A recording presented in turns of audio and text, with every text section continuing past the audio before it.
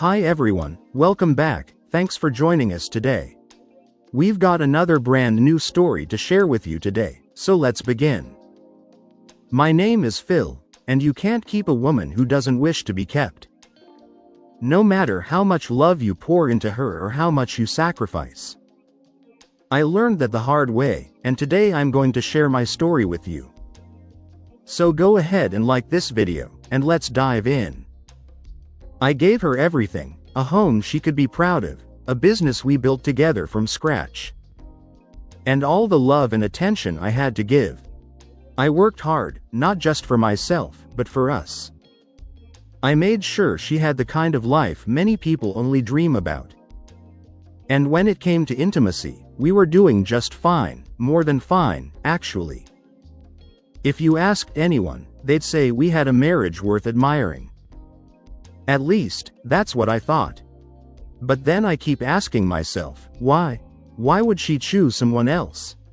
What was she looking for that I couldn't give her? We had everything, didn't we? I wasn't some absent husband who forgot anniversaries or didn't pay attention. I showed up every single day for her.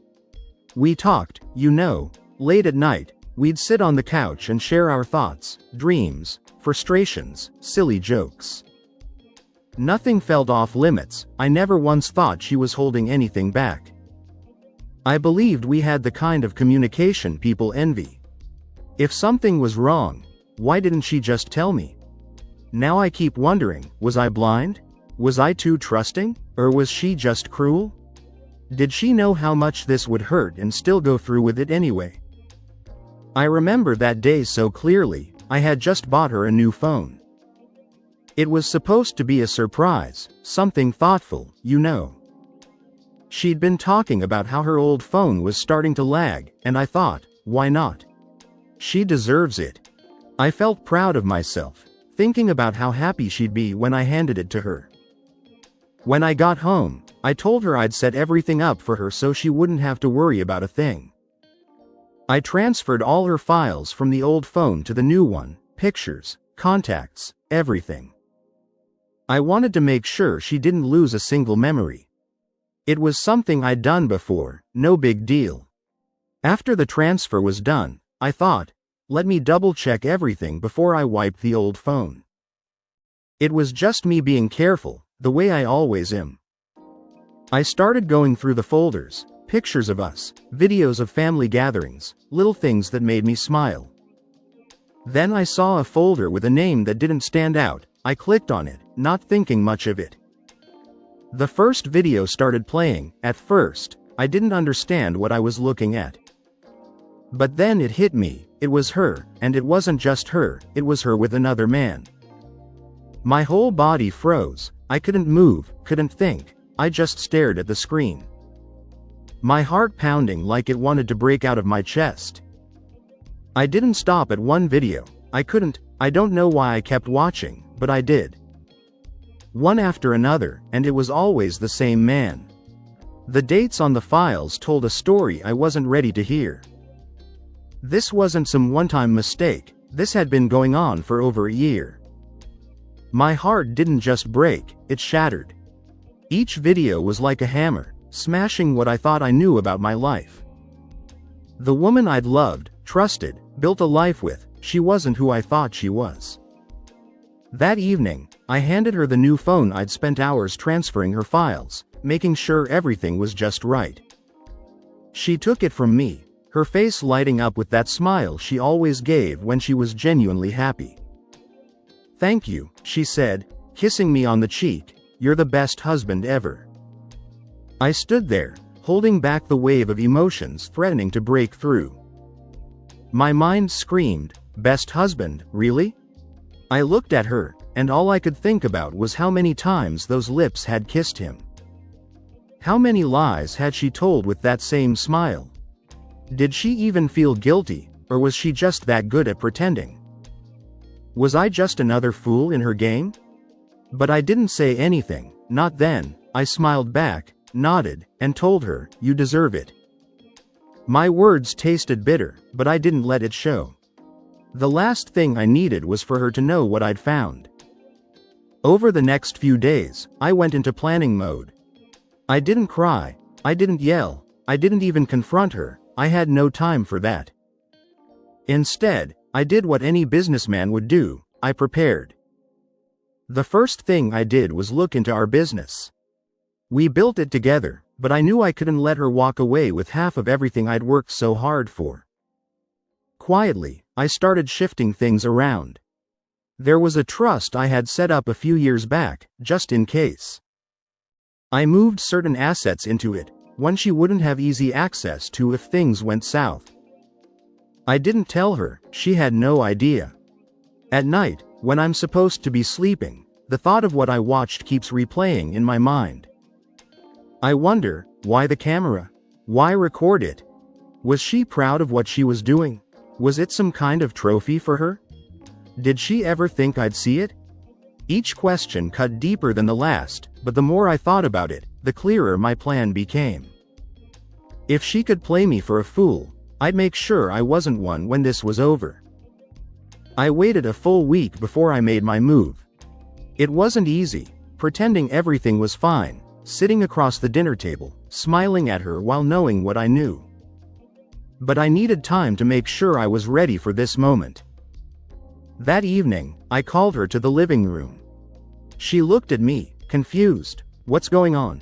she asked, sensing something was off. I didn't answer right away, I just told her to sit down. My voice was calm, maybe too calm. I could see the concern in her eyes, but she didn't push. I turned on the TV, connected my phone, and hit play. The room went dead silent. On the screen was one of the videos, the clearest one I could find. Her with him, laughing, kissing, doing things that she should only do with me. For a few seconds, she just stared, frozen. Then the denial came. "Where did you get this?" she stammered, her voice shaky, her eyes darting between me and the TV. "This isn't what it looks like, it's not." I cut her off before she could dig herself deeper. "It's from your phone," I said. My voice stayed steady, but I could feel the anger boiling inside me. "I transferred everything myself. Don't insult me by pretending it's not you." She opened her mouth, maybe to deny it again, but nothing came out. She looked away, unable to meet my eyes. I let the silence sit there for a moment before pulling out the divorce papers. I placed them on the coffee table in front of her. "You've got a week to sign these," I said. "Get a lawyer if you want, but let's not drag this out." That's when the tears started. At first, it was just a few sniffles. But then it turned into full-blown sobbing. She started begging, apologizing, saying she could change, that it was a mistake, that she loved me. The same things you expect anyone to say when they're caught. I shook my head. "You didn't care about me when you filmed these," I said. "Don't expect me to care about you now." I've always heard people say you can't trust a woman's tears. And in that moment, I understood. Was she crying because she was sorry? Or was she crying because she'd run out of lies to hide behind? I didn't care enough to figure it out. Her excuses meant nothing to me then. I delivered the final blow. I leaned forward, making sure she heard every word. "If you don't sign by the end of the week," I said, "I'll make sure your family, friends, and everyone else sees exactly why this marriage is ending." Her sobs turned into a panicked plea, but I'd already said what I needed to say. I stood up, walked out of the room, and left her sitting there, crying into her hands. The next morning, I packed up my camping gear. The tent, sleeping bag, some food, and my old journal, everything I thought I'd need for a few days away from the world. I didn't tell anyone where I was going, I just left. I needed to get away, away from her, away from the house, and away from her. When I arrived at the woods, it was so quiet, and I needed that. I pitched my tent near a small clearing where the trees swayed gently in the breeze. The air smelled clean, earthy, and alive. It was a strange contrast to how I felt inside, broken, confused, and angry. That first night, I sat by the campfire, watching the flames dance. The only sounds were the crackling of the fire and the occasional rustling of leaves. It was the first time in weeks that I felt lighter. Not happy, not even close, but like I could finally hear myself think.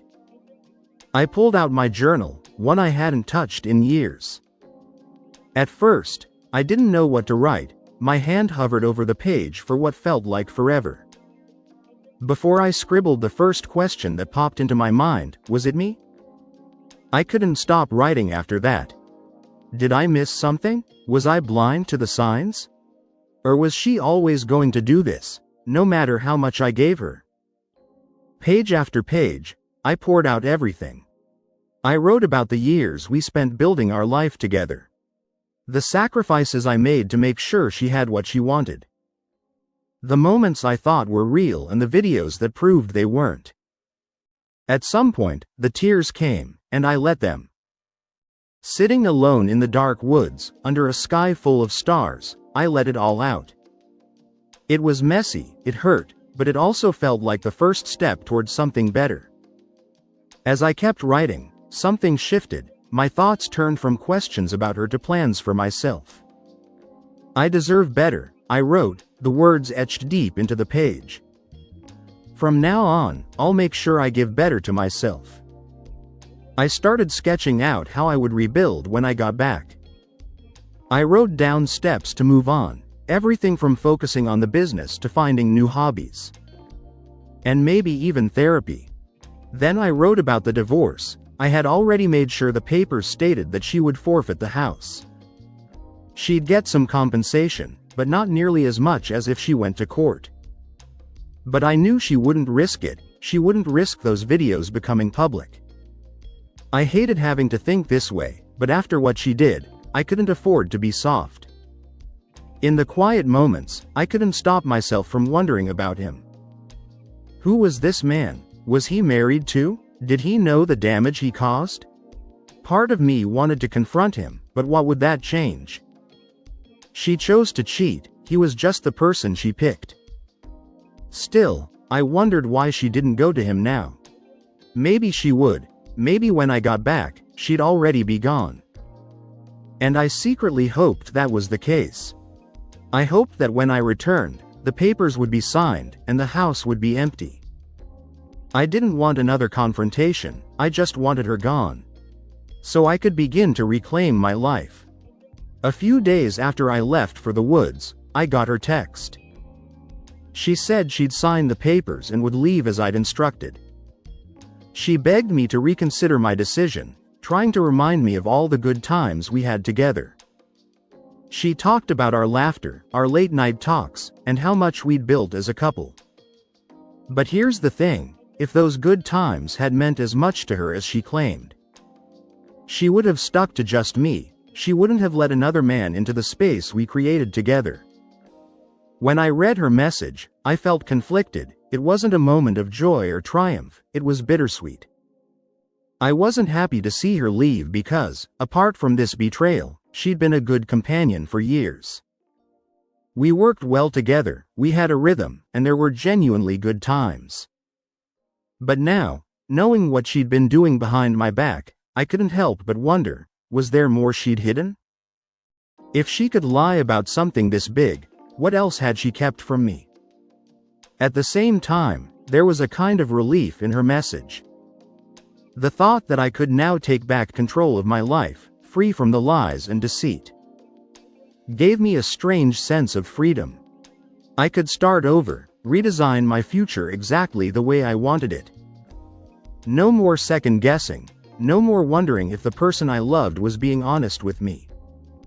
They say time heals all wounds, but I don't think that's true. Some wounds don't heal, they just scar over. But scars aren't a bad thing. They remind us of what we survived and what we won't ever let happen again. What do you think? If you were in my shoes, what would you do if you found out a secret like this? And now that I'm starting over, what do you think I should focus on? Let me know your thoughts in the comments. Thanks for watching.